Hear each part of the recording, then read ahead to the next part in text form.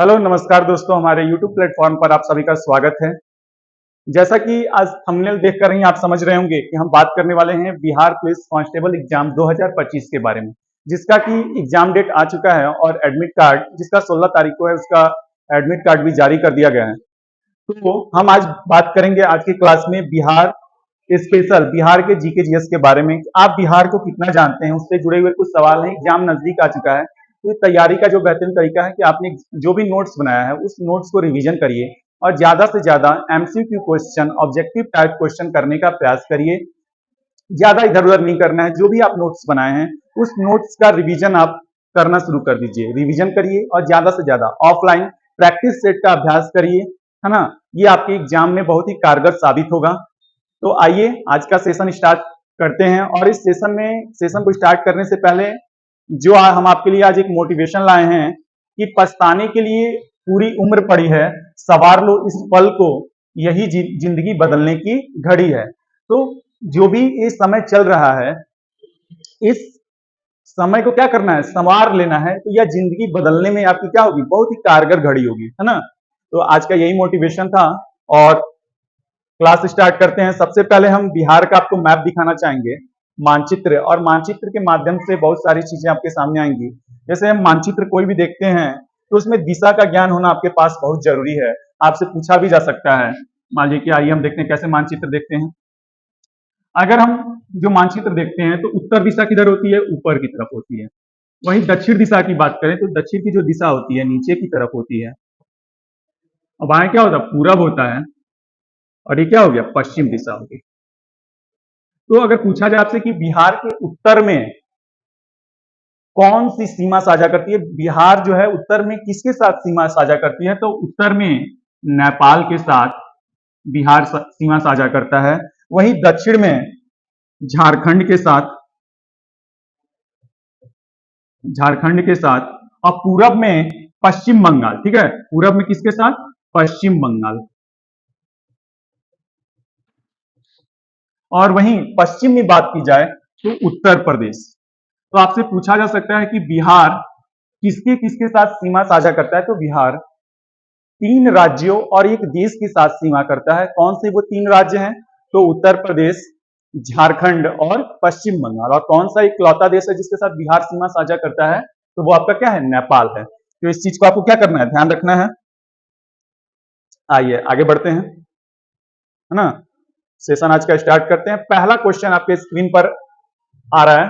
पहला क्वेश्चन आपका है, नालंदा विश्वविद्यालय का निर्माण किसने करवाया था। जो नालंदा विश्वविद्यालय है भारत का प्राचीन विश्वविद्यालय का केंद्र, शिक्षा का केंद्र रहा हुआ है। तो क्वेश्चन आपसे पूछा जा रहा है कि नालंदा विश्वविद्यालय का निर्माण किसने करवाया था। ऑप्शन यहां पर आपको दिए हुए हैं, सम्राट अशोक, चंद्रगुप्त मौर्य, समुद्रगुप्त और कुमारगुप्त। तो इन ऑप्शन को देखते हुए आप लोग पढ़े भी होंगे, तो नालंदा विश्वविद्यालय का जो निर्माण है वो कुमारगुप्त के द्वारा कराया गया था। किसके द्वारा कराया गया था, कुमारगुप्त के द्वारा। तो ऑप्शन नंबर क्या हो जाएगा, डी, कुमारगुप्त प्रथम कर दीजिएगा इसको, है ना। ये नालंदा विश्वविद्यालय का निर्माण किसने कराया था, कुमारगुप्त प्रथम के द्वारा कराया गया था। आइए आगे बढ़ते हैं। अगला क्वेश्चन है, भगवान बुद्ध को ज्ञान प्राप्त हुआ था, भगवान बुद्ध को ज्ञान की प्राप्ति क्या कहां हुई थी। आप सभी की जानते हैं कि गौतम बुद्ध को बौद्ध धर्म का संस्थापक कहा जाता है। और गौतम बुद्ध के बचपन का नाम जो है, बचपन का नाम क्या था, गौतम भगवान बुद्ध के बचपन का जो नाम है, एग्जाम में पूछा जाता है कि बचपन का नाम पूछा जा सकता है आपसे, भगवान बुद्ध के बचपन का नाम सिद्धार्थ गौतम। जब सिद्धार्थ गौतम को ज्ञान की प्राप्ति हो गई तब उनको गौतम बुद्ध के नाम से जाना जाने लगा। और गौतम बुद्ध ने ही बौद्ध धर्म की स्थापना की थी। और इनको जो ज्ञान की प्राप्ति हुई है, कहां हुई है, गया में। गया को हम बोध गया के नाम से भी क्या करते हैं, जानते हैं, बोध गया। ठीक है। और जो इसमें हम देखेंगे कि लुबनी, लुबनी में गौतम बुद्ध का क्या हुआ है, जन्म हुआ है। इसको भी नोट कर लेंगे। पूछा जाता है कि गौतम बुद्ध का जन्म कहाँ हुआ है, तो लुबनी में हुआ है। कब हुआ है, तो 583 ईस्वी ईसा पूर्व, है ना, लुबनी में इनका जन्म हुआ है। वही मृत्यु पूछा जाता है, मृत्यु कहाँ हुई है, तो गौतम बुद्ध की जो मृत्यु हुई है वो हुई है आपको कुशीनगर में, है ना, कुशीनगर में हुई है। और कब हुई है, तो 463 ईसा पूर्व।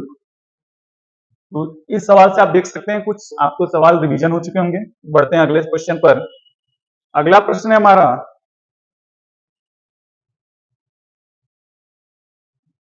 बिहार की राजधानी कब बनी। तो आप सभी की जानते हैं कि बिहार की राजधानी कहाँ है, बिहार की राजधानी कहाँ है, पटना।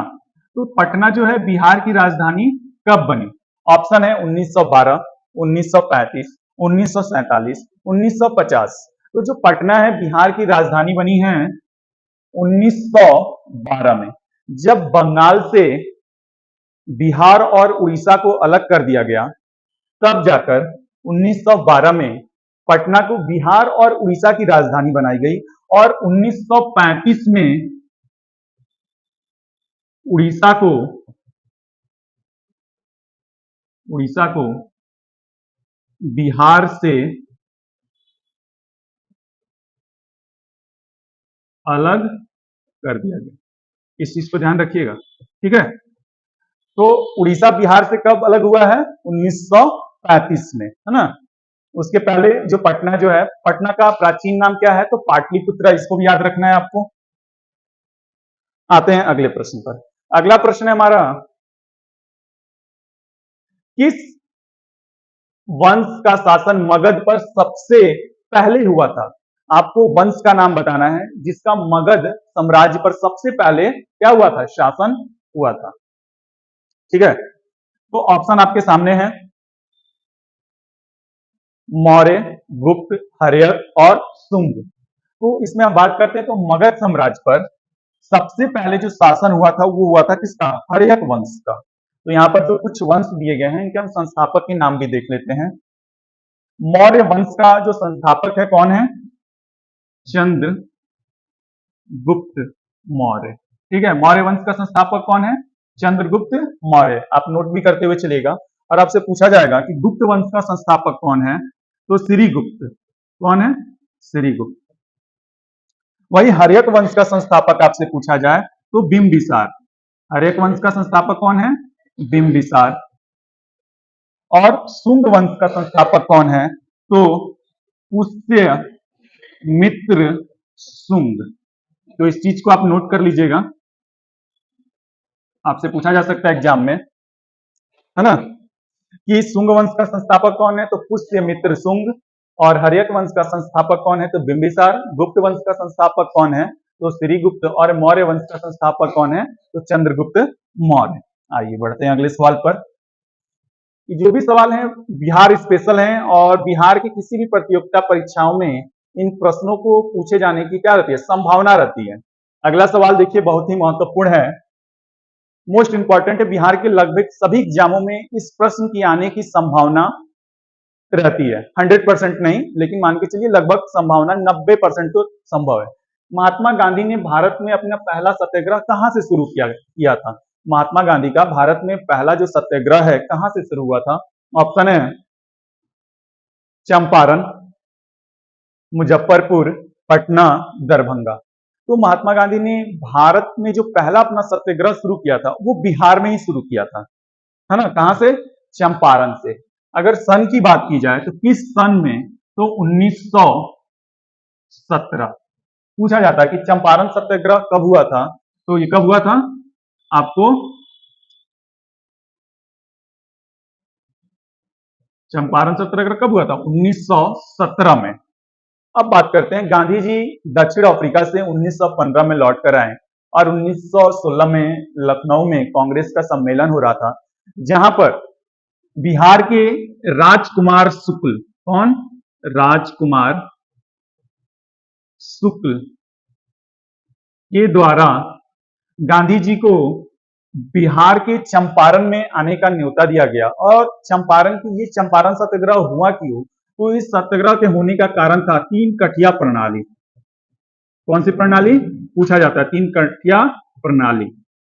तीन कठिया प्रणाली क्या है, इस चीज को आप समझ लेंगे कि तीन कठिया प्रणाली होता था कि अगर आपके पास 20 कट्ठा अगर खेत है तो उसमें से तीन कट्ठे में आपको क्या करनी है? नील की खेती करनी है। यही थी तीन कठिया प्रणाली। एकदम आपको करना ही है अनिवार्य रूप से, नहीं करिएगा तो आप कोई भी खेती, आप पर बहुत सारे जुर्म किए जाते थे अंग्रेजों के द्वारा। तो इसी कानून के विरोध में गांधी जी ने चंपारण में 1917 में राजकुमार शुक्ल जी ने जब निमंत्रण दिया तो वहां गए और यहाँ पर क्या हुई? गांधी जी को जीत मिली, क्योंकि उन्होंने वकालत की हुई थी। और वकील से, काले कोर्ट से, तो आप लोग जानते हैं ना, काले कोर्ट से जीतना बहुत ही मुश्किल काम है। सबसे आप विवाद कर लीजिएगा लेकिन कभी भी काले कोर्ट वाले से विवाद नहीं करिएगा, नहीं तो मुश्किल खड़ी हो जाएगी, जीतना ही मुश्किल हो जाएगा। ठीक है, चलिए आते हैं अगले सवाल पर। अगला सवाल हमारा है कि बिहार में सबसे लंबी नदी कौन है ना? क्वेश्चन आसान है ना?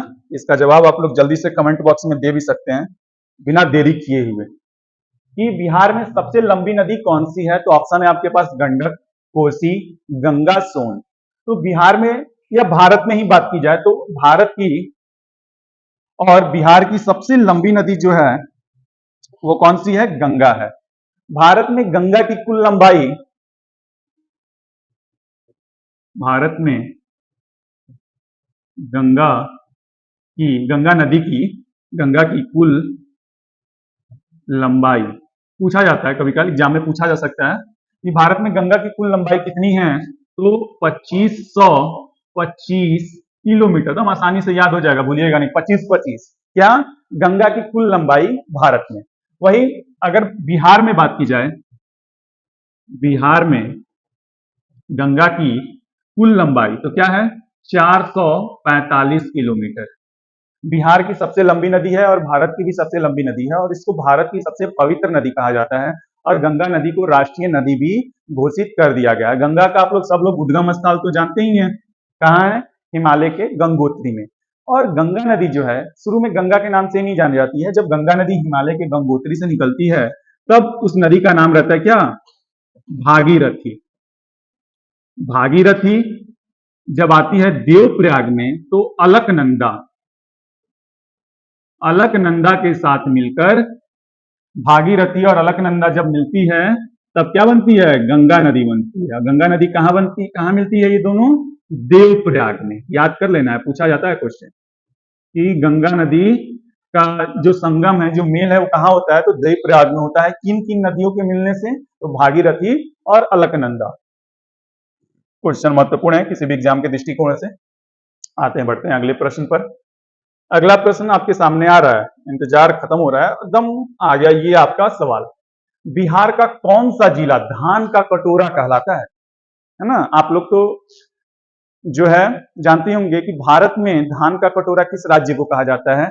ठीक उसी प्रकार बिहार में धान का कटोरा किस राज्य को कहा जाता है? जहां धान की पैदावार सबसे ज्यादा होती है उस जगह को, मान लीजिए कि उस जो क्षेत्र है उस एरिया को क्या कहा जाएगा? उसका कटोरा कहा जाएगा। तो बिहार में कौन सा जिला धान का कटोरा कहलाता है? तो वो कौन सा जिला है? सिवान, रोहतास, पश्चिमी चंपारण, गया। तो कौन सा जिला है? गया। पश्चिमी चंपारण। पश्चिमी चंपारण को बिहार में धान का कटोरा कहा जाता है। भारत में आपको बताना है कि भारत में धान का कटोरा किस राज्य को कहा जाता है। ठीक है, किस राज्य को कहा जाता है? आपको कमेंट करके बताना है। इस प्रश्न का उत्तर हम नहीं बताएंगे, देखेंगे कि आपकी तैयारी कैसी चल रही है। तो आपको प्रश्न क्या है, कमेंट में क्या बताना है कि भारत में धान का कटोरा किस राज्य को कहा जाता है। ठीक है, अब आते हैं अगले सवाल पर।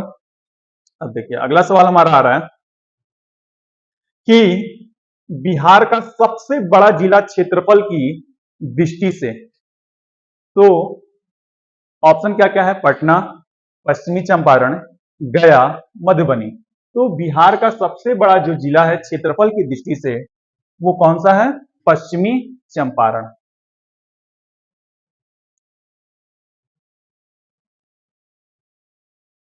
बिहार का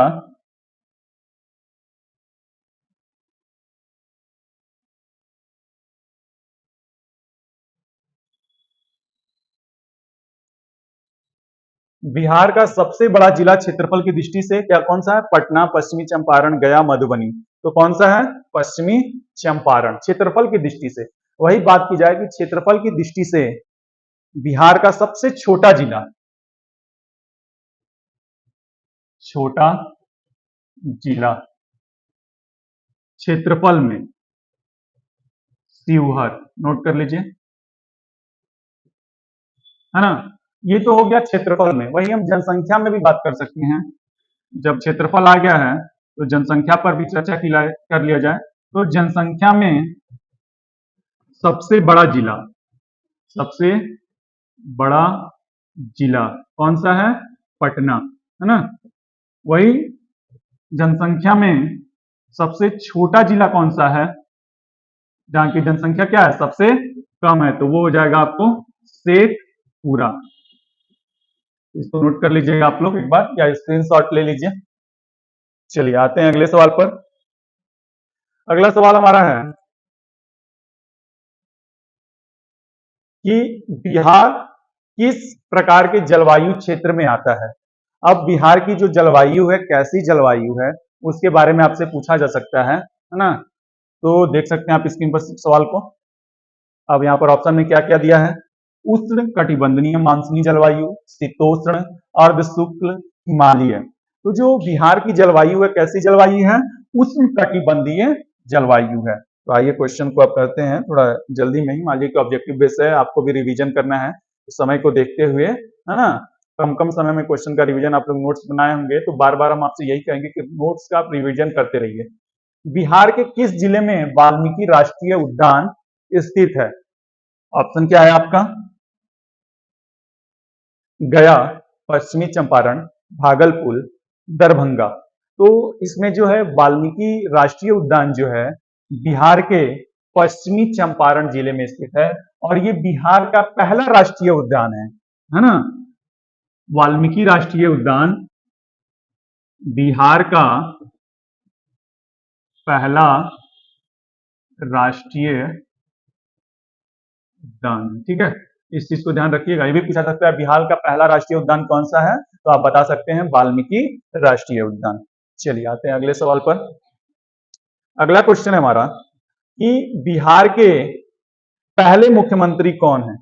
बिहार के पहले मुख्यमंत्री का नाम बताना है। प्रथम तो ऑप्शन क्या क्या है? डॉक्टर श्री कृष्ण सिंह, कर्पूरी ठाकुर, राम सुंदर दास, लालू प्रसाद यादव। तो बिहार के जो पहले मुख्यमंत्री कौन बने थे, तो उनका नाम क्या है हमारा? डॉक्टर श्री कृष्ण सिंह। आसान सवाल है, ये सब लोग सही बच्चे जानते ही होंगे। और जो मुख्यमंत्री की जो नियुक्ति होती है, मुख्यमंत्री का चुनाव होता है कि ये बताइए कि नियुक्ति होती है? तो हमेशा दिमाग में याद रखना है क्या?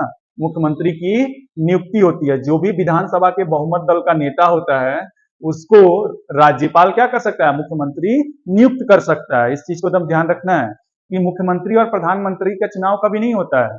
इन दोनों की क्या होती है? नियुक्ति होती है। प्रधानमंत्री की नियुक्ति राष्ट्रपति के द्वारा की जाती है, और मुख्यमंत्री की नियुक्ति, किसी भी राज्य के मुख्यमंत्री की नियुक्ति राज्यपाल के द्वारा की जाएगी। और राज्यपाल किसको नियुक्त करेगा? जो बहुमत दल का नेता होगा, जिसके पास बहुमत होगा। लेकिन ये भी है कि किसी भी व्यक्ति को 6 माह के लिए, लेकिन ऐसी प्रक्रिया वो कहीं नहीं करेगा, गलती थोड़ी करेगा, राज्यपाल पर ही सवाल उठने लगेगा। आते हैं अगले सवाल पर। अगला प्रश्न है हमारा, बिहार में विधान परिषद सदस्यों की संख्या कितनी है? ऑप्शन क्या क्या है? 75, 243, 90, 100। तो हमारा जवाब क्या हो जाएगा? बिहार में विधान परिषद सदस्यों की संख्या कितनी है? 75 है। अब विधान परिषद सदस्यों का जिक्र हो चुका है, तो हम जिक्र कर लेते हैं लोकसभा सदस्य। बिहार में लोकसभा, है ना, की सीट कितनी है? बिहार में कुल कितने जिले हैं? 38। लेकिन जब लोकसभा पूछा जाता है तो हमेशा याद रखना है क्या? 40। वही बात करें राज्यसभा की, राज्यसभा में बिहार से कितने सदस्य चुने जाते हैं? तो 16 याद रखिएगा। राज्यसभा के लिए 16 और लोकसभा के लिए 40। अभी अक्टूबर नवंबर में चुनाव भी होने वाला है बिहार विधानसभा का, तो विधानसभा का भी सीट याद कर लीजिएगा। लगभग सबको मालूम होगा, तो जल्दी से कमेंट करके बताइए तो विधानसभा सीट कितना है बिहार में, आपको कमेंट करके बताना है ना। कुल सीटों की संख्या बताइए बिहार विधानसभा सीटों की। विधान परिषद याद हो गया 75, लोकसभा 40, राज्यसभा 16। तो विधानसभा की सीटों की संख्या आपको बतानी है। अब आइए चलिए आगे बढ़ते हैं। वर्तमान में बिहार के राज्यपाल कौन है ना? ये क्वेश्चन चलिए आपको लगभग सब बच्चों को मालूम ही होगा। ऑप्शन है फागू चौहान, राजेंद्र विश्वनाथ आलंकर, आरिफ मोहम्मद खान, सत्यपाल मलिक। तो क्या हो जाएगा? इस समय वर्तमान में बिहार के राज्यपाल कौन है? आरिफ मोहम्मद खान। जो राज्यपाल की नियुक्ति होती है वो किसके द्वारा होती है? तो राज्यपाल की नियुक्ति याद रखिएगा, राज्यपाल की नियुक्ति कौन करता है? राष्ट्रपति।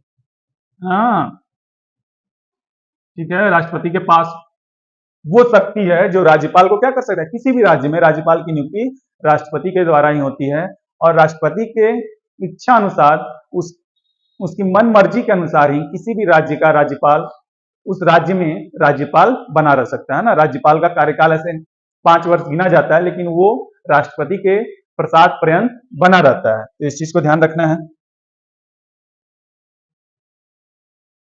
अगला सवाल है बिहार में कुल कितने जिले हैं? ये अब ये चर्चा भी हो चुकी है तो आसानी से याद हो जाएगा आपको। क्या बिहार में कुल कितने जिले हैं? बिहार में जिलों की संख्या कितनी है? 38। वही 40 क्या है? लोकसभा है ना। जब आ गया तो एक बार और लिख लीजिए, याद हो जाएगा। लोकसभा सदस्यों की संख्या कितनी है? तो 40। चलिए आइए आते हैं अगले सवाल पर। अगला सवाल है बिहार बिहार पुलिस का मुख्यालय कहाँ स्थित है ना। प्रश्न क्या है आपका?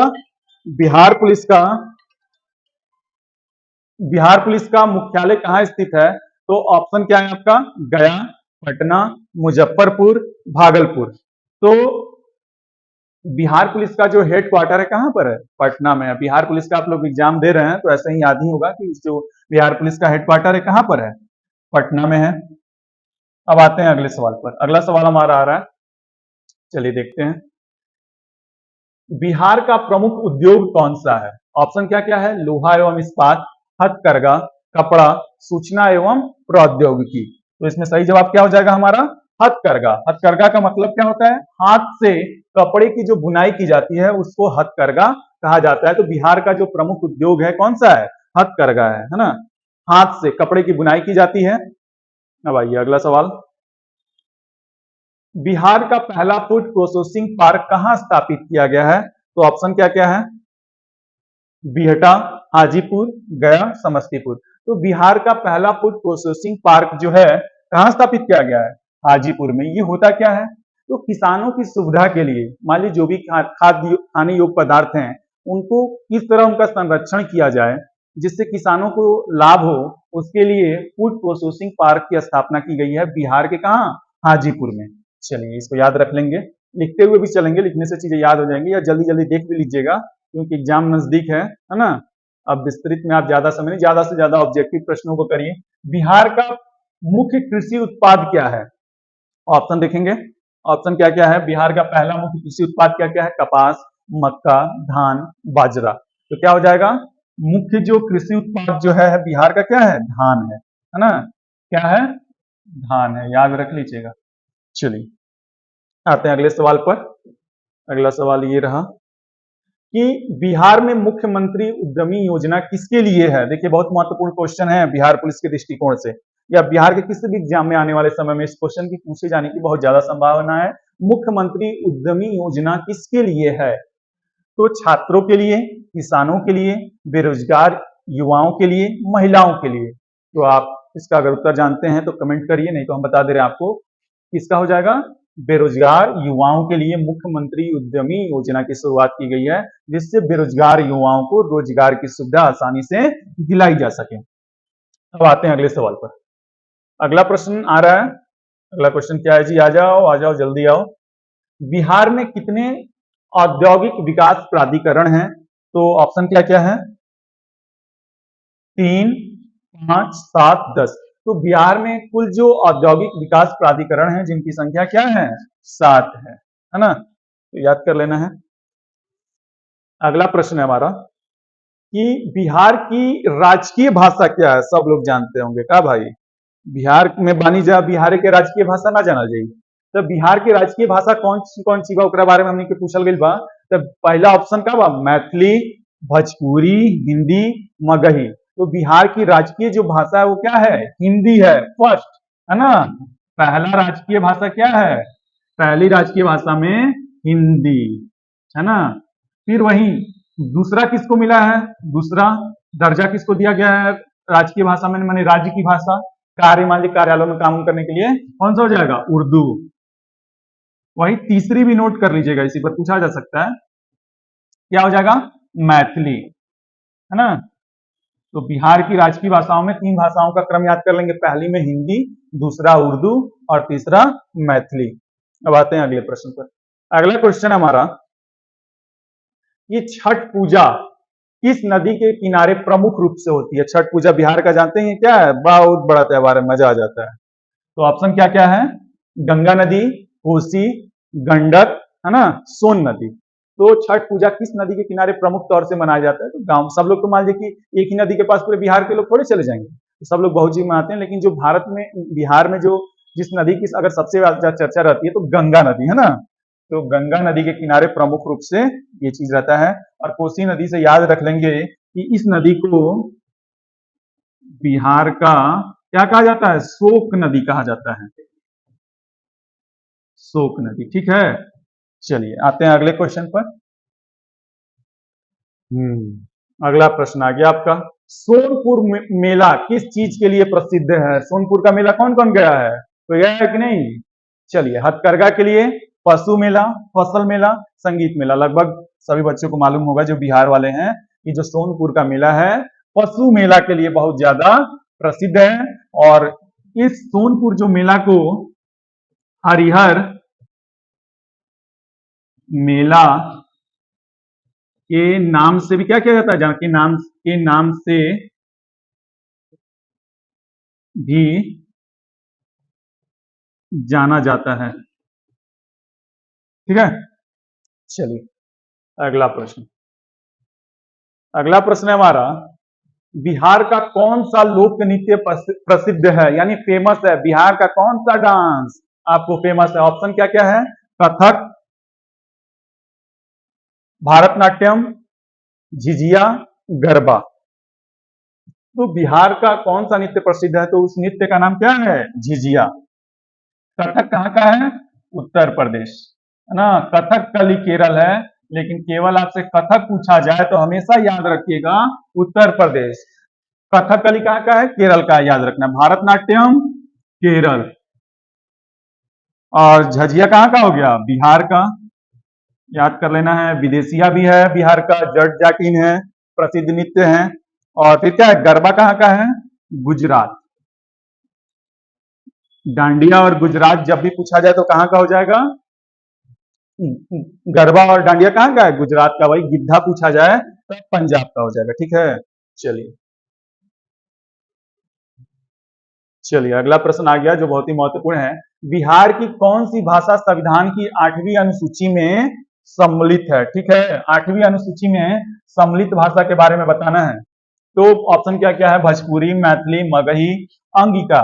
तो इसमें जो उस भाषा का नाम है, कौन सी भाषा है वो, तो जो संविधान की 8वीं अनुसूची में है तो उस भाषा का नाम है मैथिली। तो संविधान की 8वीं अनुसूची में कुल कितनी भाषा है,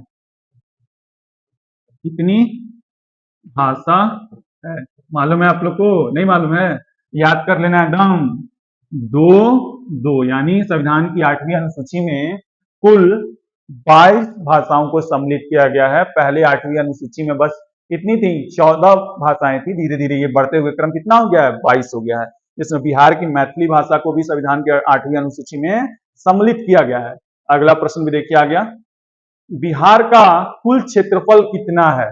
ऑप्शन देख लेंगे क्या क्या दिया हुआ है, 94,163 वर्ग किलोमीटर, 94,164 वर्ग किलोमीटर, 94,165 वर्ग किलोमीटर और 94,166 वर्ग किलोमीटर। तो आइए, आप जानते हैं नहीं जानते हैं, तो चलिए, जो बिहार का कुल क्षेत्रफल है वो है 94,164 163 वर्ग किलोमीटर, जो भारत के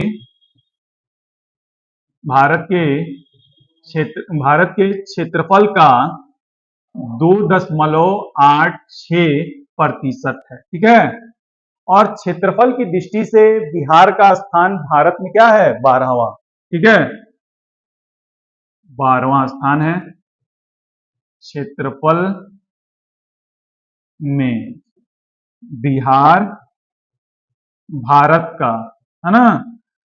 भारत में क्षेत्रफल की दृष्टि से बिहार का जो स्थान है क्या है? 12वां है। जनसंख्या में बात की जाए तो तीसरे स्थान पर है। पहले स्थान पर किस राज्य का स्थान है? तो उत्तर प्रदेश। दूसरे पर कौन सा है? महाराष्ट्र है। और तीसरे स्थान पर बिहार है।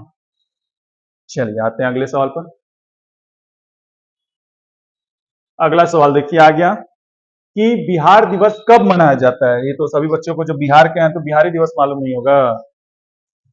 पहला 22 मार्च, 26 जनवरी, 1 अप्रैल, 15 अगस्त। तो ऐसे ही 26 जनवरी को क्या मनाते हैं? गणतंत्र दिवस मनाते हैं। 15 अगस्त को स्वतंत्रता दिवस मनाते हैं। बचा 1 अप्रैल और 22 मार्च। तो बिहार दिवस हमेशा कब मनाया जाता है?